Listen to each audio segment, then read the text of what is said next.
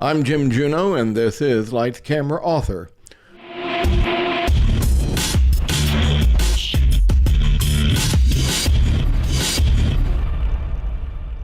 Pulitzer Prize-winning investigative journalist and author Anthony M. DeStefano presents the definitive book on Vito Genovese, the namesake of a crime family which is still considered one of the most viable and dangerous in the U.S. today.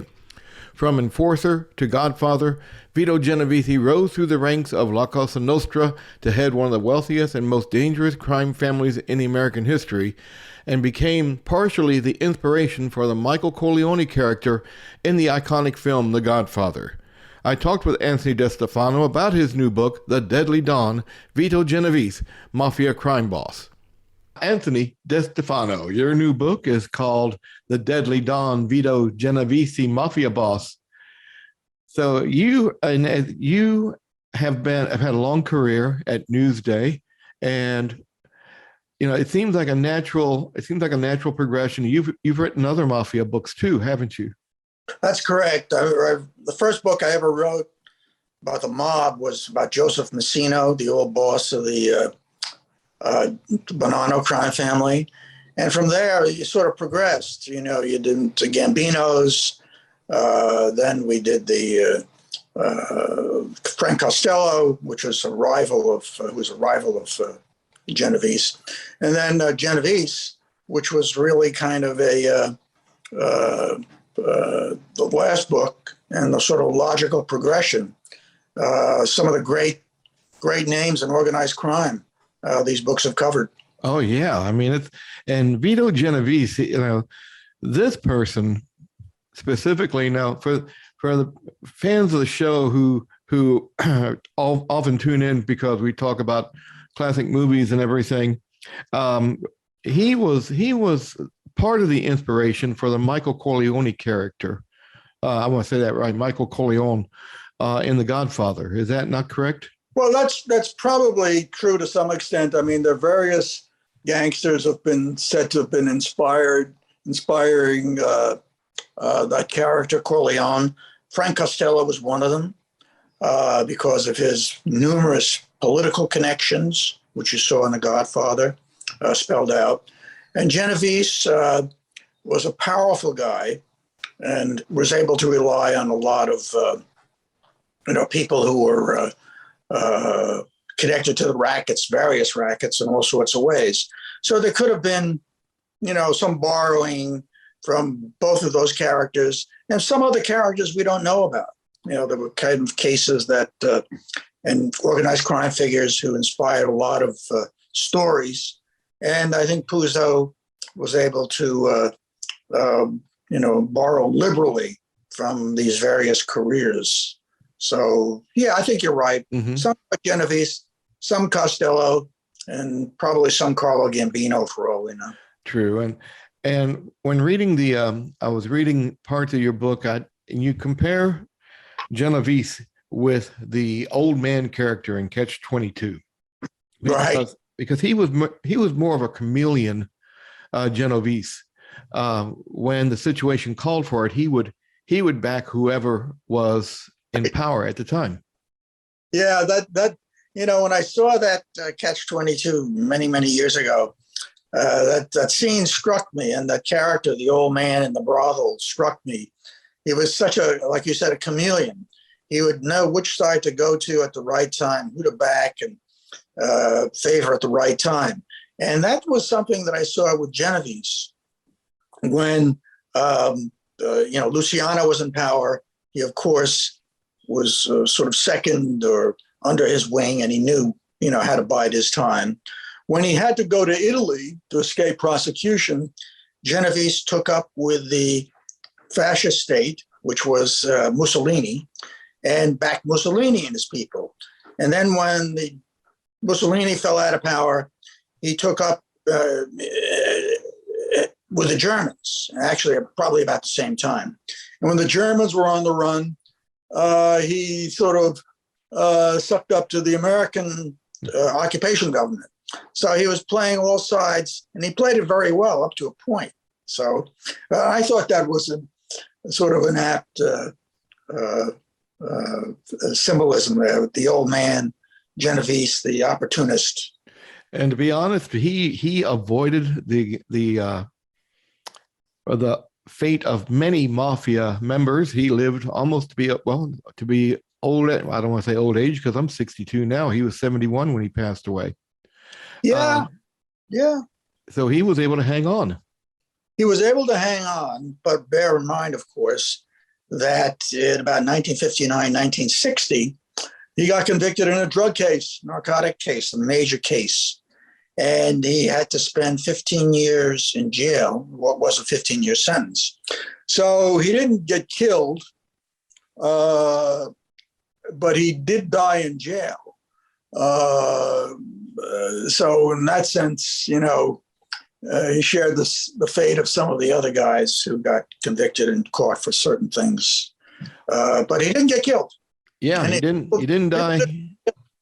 Yeah, he didn't get whacked, did he? No. One thing I didn't realize about him, except from reading your book, is that his IQ, it was below 100. So they say. I got to the prison records, this Federal Bureau of Prison Records, which was a gold mine, and they had his, I guess, projected IQ, and it was somewhere, around 100 or under. But he was, if he didn't have a native intelligence of sorts, he wasn't Einstein or anybody like that. He wasn't going to join Mensa. He had a street smart, which got him aligned with the right characters at the right time.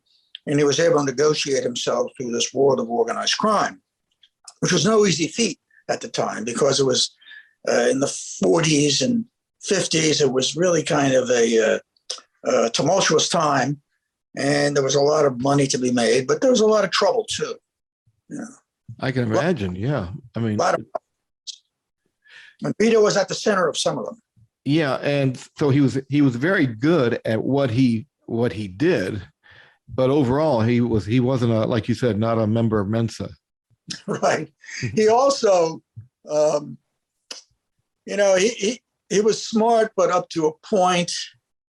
I think when he knocked Costello out of the running for the leadership of the family, what became the Genovese family, he wanted to make the other mob bosses recognize him as such. So he called this giant meeting. And the meeting ultimately was held in Appalachia, New York, upstate New York. And people said, Vito, let's not do this up there. We don't know any of the police up there. We don't have our power up there. Well, let's do something else. Let's go to Chicago, maybe, right? The Chicago family wanted it in Chicago, but Vito wanted it upstate New York. So they went to upstate New York. They had this meeting. And of course, this is the infamous meeting where the cops raided the meeting and everybody got in trouble, including Vito. And this really soured a lot of the mob infrastructure against Vito because I saw it as a stupid move. And, something that caused them a great deal of trouble at that time. We're talking in the 50s or something, 58, I think it was, 57, 58. So we couldn't, it was not a good thing for him.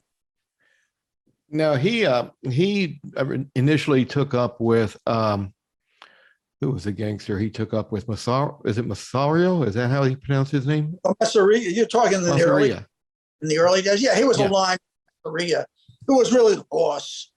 And Massaria, of course, towered over people like Luciano, Costello, and Genovese, of course.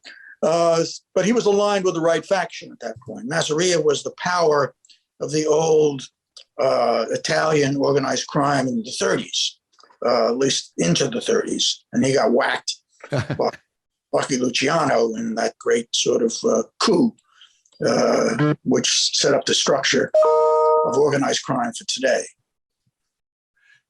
Let me ask you now. I know was this a natural progression for you to talk to write a book about him, since you had already done I believe 2 other mobster books? Oh yeah, well actually it was 3 or 4. I did a book about John Gotti and his crew just before him. And before that, I did Frank Costello, who was Genovese's rival. Yeah. And before that, I did the Lufthansa heist, and then Joe Messino, and then the Gambino crime family. Oh, okay. So, yeah, but and one of the things that made Genovese safer than the other ones, like Costello. I believe Costello was on TV with the Kefauver hearings. Was that right? Yeah. Yeah. You know, people say Costello was told, "Oh, yeah, go ahead, testify," and Costello thought it was going to be a great thing that he could show how legitimate he was. It had the opposite effect because Costello came across as evasive, sort of sneaky, not giving straight answers, and he came off as kind of a guy who maybe wasn't the most honest guy in the world, and that struck a mark against Costello. He ultimately survived, but he got a lot of bad publicity as a result of that. So I think the famous line was, "What have you done as a good American?" He's like, "I paid my taxes." I pay my taxes, and that got chuckles from the audience. And the look on his face was like, "Why are you laughing?" Yeah, he looked out at the crowd. That looked like, what are you laughing about? But Vito Genovese, though, he kept a low profile for most of it. Vito didn't show up in the early Kefauver hearings. He showed up tangentially. There was some mention of him. He didn't show up. Vito Genovese didn't really show up in the congressional way until about 1958, when just before he got indicted on drugs, they had another mob hearing. And Vito took, talk about evasive and sounding guilty. Vito took the Fifth Amendment about 150 times. So he wouldn't answer any questions. And of course, that made him look like guilty of something. Yeah, it's like only criminals. What was it? I think that Donald Trump said only criminals invoked the Fifth. Yeah, and he sort of did it in spades, and he also, soon after he appeared before that congressional committee, he got indicted on the drug case. So he knew something was coming down, so he had to be careful. Let's talk about his personal life. I mean, he was married, I believe, 3 times. Vito was married twice. Okay. The first was Anna. Not Anna. The first was a woman named Donata, who was very well liked in the Italian community in the 1920s in New York. Apparently, she helped the poor families during the Depression. And she, had a great deal of favorable opinion. She got sick with a virulent form of tuberculosis and died, I think, somewhere around 1931. And at that point, Vito, I think, had taken up with a distant cousin, this woman, Anna. And she, and Vito, struck it off. And they had a child conceived, I think, probably around the time that that Donata died. So they were seeing each other, and they had a child. They conceived a child. And about 3 or 4 months after Anna's husband was killed, murdered, some people say by Vito. I'm not so sure about that. Mm-hmm. They got married within 3 months of conception. So Vito and Anna got together. Got married. They had a child right away, and they stayed together in a very tempestuous marriage for basically the rest of their lives. And it was tempestuous, I must say. Yeah, it was. That's amazing. It didn't make the tabloids or the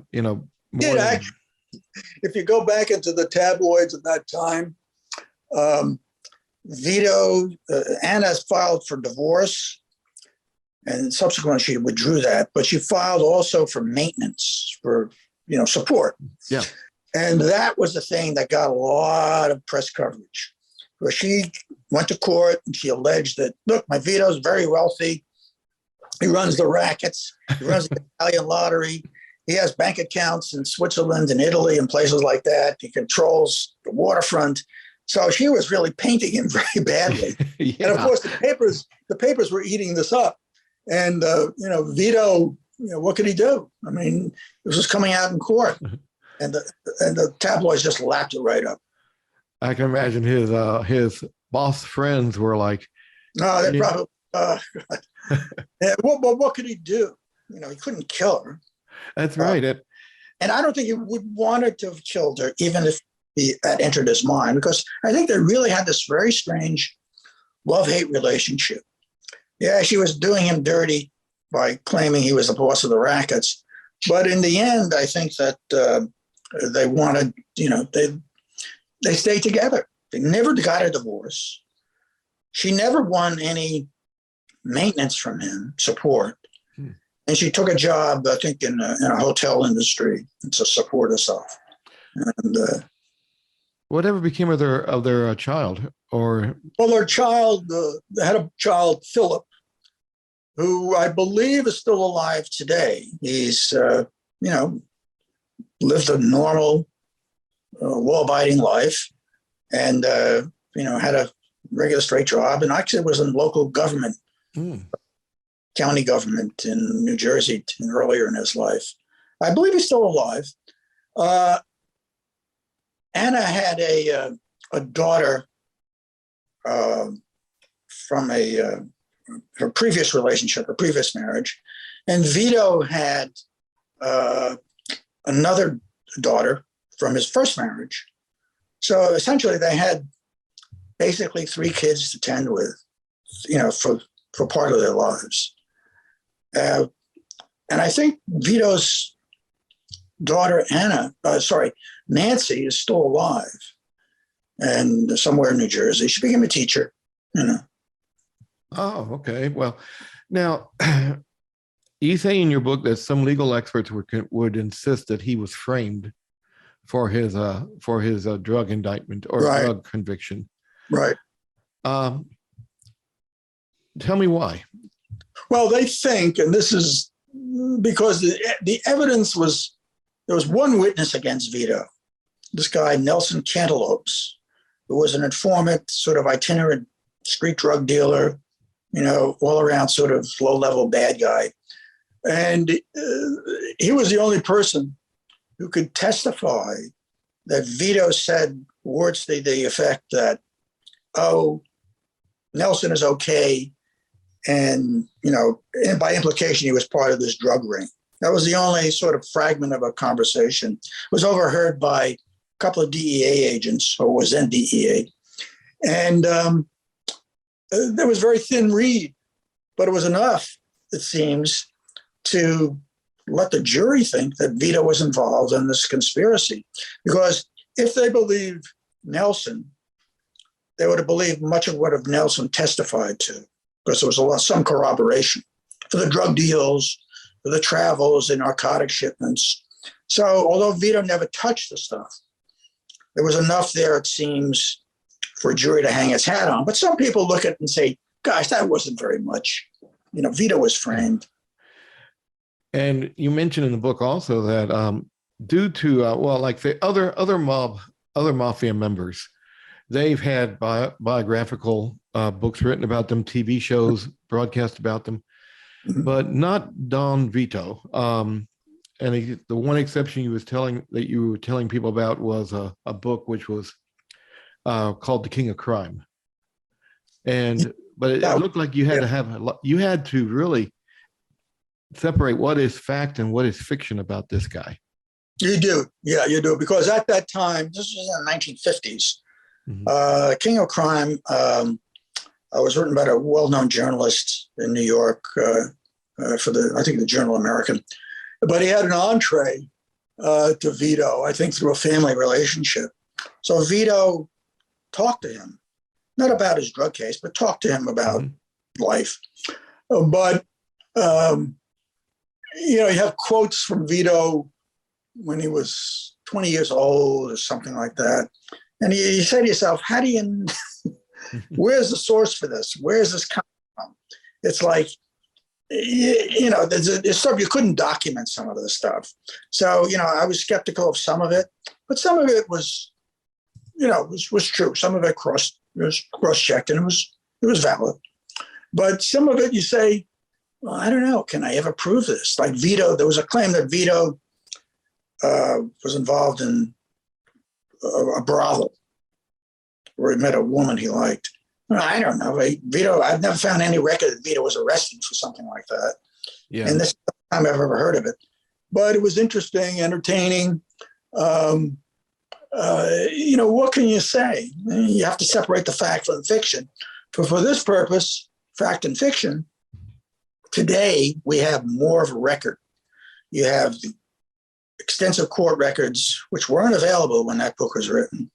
You have Library of Congress and National Archives records, which weren't available back then. I was able to come across them, so I was able to stitch together a good, truthful story of Vito's life, also with his own words, because I was able to find some testimony he gave in sort of secret sessions. So it was interesting. Wow. What got you interested in the mafia field in the first place?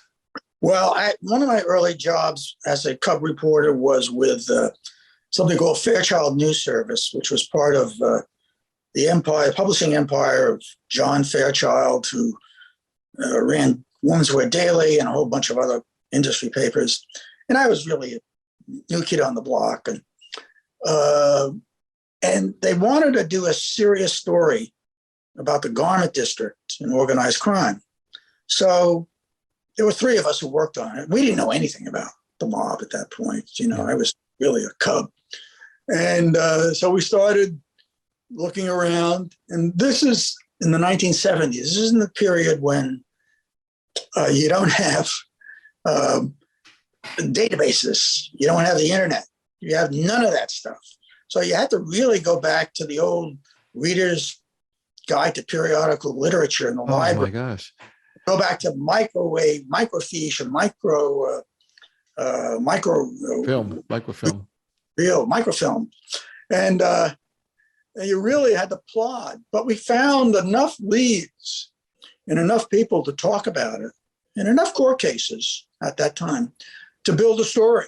And we did a 10-part series, which was to this day probably, for Women's Wear Daily, we did it. And probably it's the state of the art reporting about the garment industry and the mob at that period of time. And by the way, the stuff we thought was true, and we sort of tried to glide around very carefully in the coverage. It all turned out to be true later on. Wow. Okay. So you went in there and you weren't expecting to find as much as you did.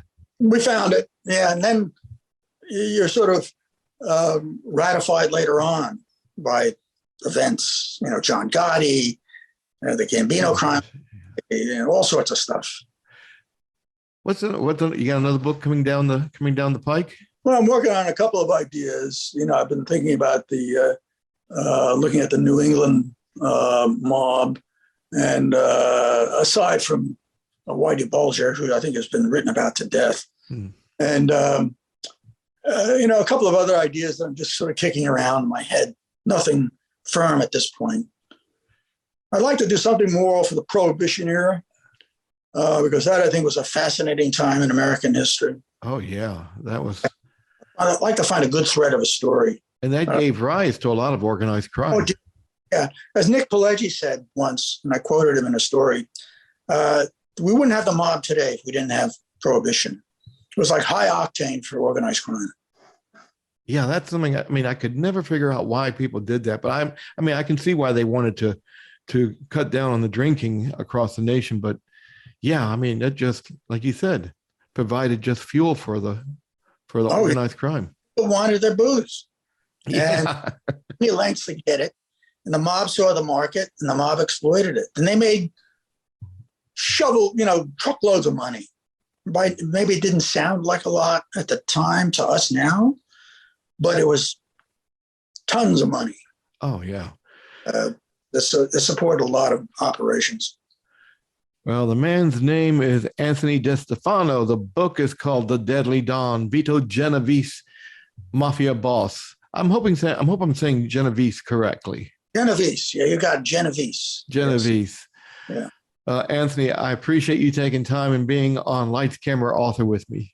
Oh, thank you. Thank you for having me. It was fun to do. And, the book is out there. It's still current. And it's getting, people like it because they are buying it. So. And you can get it at Amazon or your local bookseller? Yeah, Amazon, Barnes & Noble, local bookstores. All over the place. Well, congratulations on this one. Thank you. The Deadly Don, Vito Genovese, Mafia Boss is written by Anthony DeStefano and published by Citadel Publishing. Lights, Camera, Author is produced in Richmond, Virginia, and distributed worldwide by Spotify, Apple, and Google Podcast, and can be heard on the TuneIn app. For Lights, Camera, Author, I'm Jim Juneau.